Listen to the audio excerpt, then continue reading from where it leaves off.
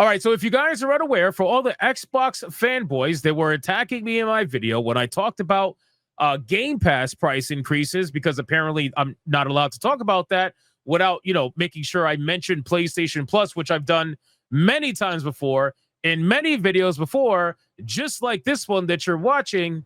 We're going to talk about today. PlayStation Plus apparently is going to increase their price, probably soon, most likely, to match the price increase of Xbox Game Pass. When that eventually happens, both of these companies are getting together to try to figure out, with a nice little fusion dance, how can they screw over gamers and continue to raise their price on their subscription services. Because let's be real, the end goal for both Xbox and PlayStation, probably more so Xbox than PlayStation at this point in time anyway, is to push people to their subscription services as much as humanly possible, because that's their end goal for, as they like to say, maximum profitability. So before we get into this video, special shout out to the official 90,100 plus legends that are subscribed to this channel, and the 50% of you that are not subscribed.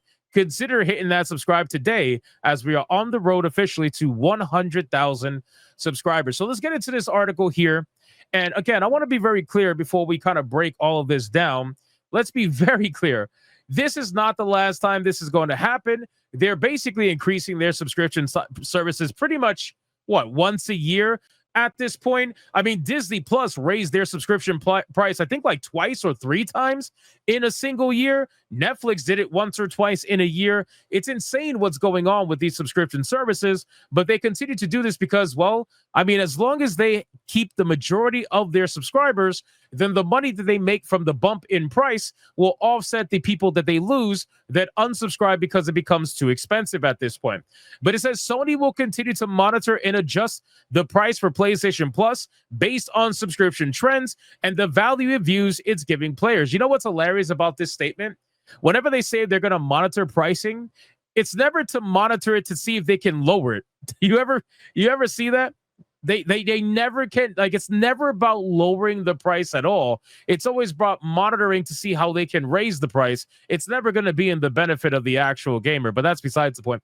As part of its gaming business presentation on Friday, Hideki Nishino, Sony Interactive Entertainment CEO, gave insight into the future of PlayStation Plus and how PlayStation is approaching its pricing model. So they're all going to do this whole value-oriented pricing model now, because it's just a BS excuse to essentially push this value proposition, which I find to be very interesting, because normally that means that if something is cheaper, that means it's not worth as much. So if you are trying to say, XYZ is based on value, then you're inherently saying that some things are not just as valued as others, and thus you really shouldn't even consider it as a consumer. Wouldn't you go for something that's considered the best value? I don't really know.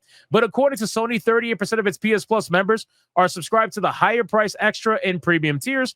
That's an 8% increase compared to fiscal year 2022 and a 3% jump compared to last year. While that still means that 62% of subscribers are still on the essential plan, PlayStation says that more consumers signing up for the higher tier shows the value that the service has to offer players. Or perhaps it just shows that all the good stuff that people actually want is basically locked behind the maximum tier, which is exactly what you guys do to try to force people to go into the highest tier. I mean, it's not rocket science. Like, nobody's looking at this and saying, ooh, this is great value. They're looking at it and saying, oh, okay, so I get all the things I actually want under this tier versus the stuff that I just don't really care about in the lower tiers.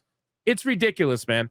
But in any case, as far as PlayStation Plus pricing goes, Nishino said that it will continue to change to maximize profitability as they add more value to the service for players. I don't see any value being added to PlayStation Plus, because if I have to be real, between Xbox, PlayStation, and Nintendo, I've said this many times, I feel like Xbox is at the top in terms of value to gamers, PlayStation's in the middle, and Nintendo is like, whatever. I feel like Nintendo has an online service just to have one at this point. It's like extra free money for them, but I don't really see a ton of value that they offer. I know they got some emulated games on there, but it's nowhere near as much as they should have. I know they released like 3 GameCube titles with the Switch 2, but the GameCube has a massive library. You're only releasing 3 games, and that's considered value for players. I don't know. It just seems a little ridiculous, but Xbox definitely has the most value.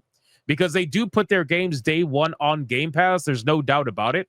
But they want to do that because they are trying to become essentially just a a publisher, a subscription-based service. And for them, hardware is really not at their forefront. Like, they want to focus on Game Pass. That's always been their goal. They've been very clear about all of that. Nishino added that the increase in movement towards a higher tier comes despite the recent price increase across the board, and that includes raising yearly plans by as much as 33% just 2 years ago, with more increases happening in the months since. These price increases were partly as a result of increasing value. I can't help but laugh because it's such BS.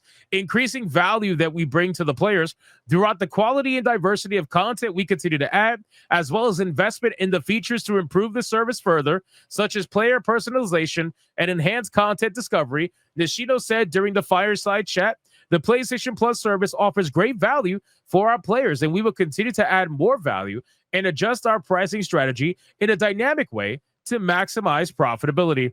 So again, they are so desperate to turn this word value. And this is from Nintendo, man, because Nintendo was like, hey, what can we do to try to convince people that what we're about to do to them is totally okay? Oh, I know. Let's just use the word value. Let's keep using the word value, and eventually that'll just stick, right? And for them, the value is you will own nothing and be happy. That's basically the value that they're trying to offer to you. Now, here's the insane thing about all this, okay? I just can't, I cannot see where this is even remotely going to be considered value, because when you think about it, all right, just think about it. Xbox, like I said, offers Game Pass day one games. I feel like that's pretty good value. I don't think it's very good for the games, because the games that aren't massive names, well, they usually struggle to make their money back for a multitude of reasons, because a lot of people would just rather rent the games versus buying them outright, right? Unless you're a PC player, then you're most likely going to buy the game, but that's besides the point. But PlayStation Plus, to my knowledge, does not offer day one games, okay? So unless they're going to change their strategy and start offering PlayStation games day one, I don't see how they're ever going to be able to offer the value that Xbox offers to gamers versus PlayStation. I just don't see how it's possible. All this little stuff, talk about like customization and content discovery, none of that is worth bumping the subscription price 33% or more. None of that is worth that, in my opinion. If you want to talk day one games, then maybe you can have a conversation. But somebody's already doing that, and they're doing that for a similar price to you already. So what are you going to do to try to make it better overall? I don't really know. At this point, and again, I'm going to cover this in a separate video, but the simple fact is that PlayStation and Sony is doubling down on things that gamers don't actually want. They've said it many times, and they're going to say it again, and I'll make this a separate video. But Sony said recently that they remain committed to diverse and resilient live service games, including the games that people are already making fun of. Marathon, also known as Art Raiders, and Fair Games, also known as Concord 2.0, aka Robin Hood the Game. It is an absolute joke. So at this point, I guess we'll stand and see. But for the Xbox people who are attacking me in the comments, and they were like, how come you never talk about Sony? I don't know if Sony just never pops up on your feed. Probably not. But go through my history, and you will see me talking about Sony many times, about many things Sony has done, including the regional lock nonsense that they did on PC, including the Helldivers account nonsense that they tried to do. I don't have any loyalty to any brand. And at the end of the day, they're all trying to do the same exact thing. It's just Sony seems to be doing it while offering less, because I could sit here and admit that Xbox does offer more for Game Pass versus PlayStation Plus. So in any case, you can let me know in the comments down below with this video, what do you think?